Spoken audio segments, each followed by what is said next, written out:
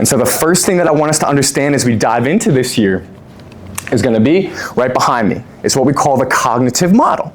Right? It's a very simple process, but it's the idea that our thoughts, feelings, and behaviors are all connected.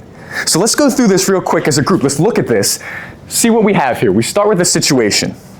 Insert whatever it is for you. I lost my job, my house got foreclosed, my kid's in trouble in school, I got passed up for a promotion at work. We've all got different situations that happen, okay? Now here's where things get a little bit interesting. We interpret this situation a certain way.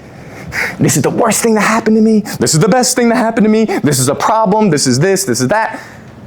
And upon interpreting that situation, it leads to right here, thoughts about that situation. When we start to have thoughts about this situation that are negative, it puts us down that choice, that road of negativity.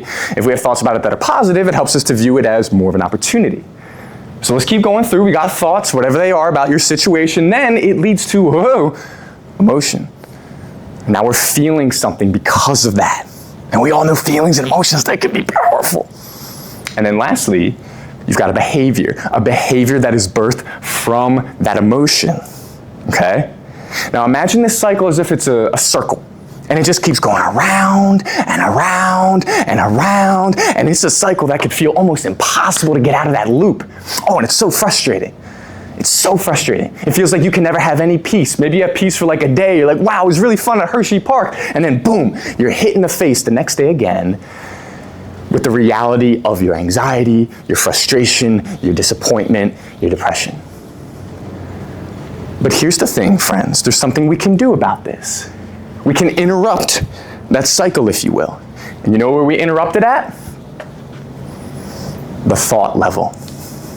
You know, our emotions, behaviors, that's all important, but it all starts right here, right? Because as we know, we cannot control this, right? Can't always control that. But right here, that's where the power is. And if we can change those interpretations and how we view things, it's going to change those thoughts. And if we change those thoughts, changes the emotions, changes the behavior, yada, yada, yada, you see where I'm going with this. And after today, here's how I want you to view things. Maybe you still have that same struggle from 2024 staring you smack dab in the face. But now, it's not an obstacle. You know what it is now? Now it's an opportunity. And look what we just did there. We didn't dismiss what we're going through. It's still there. But we're choosing to view it in a different way, which is going to lead us on a different path. All right, now these are some of the basics that we can use to help with our own mental health, because it all starts up here. And whatever those situations were and how we're going to respond to it. All right, so I want to go a little bit deeper here with you and share some more with you.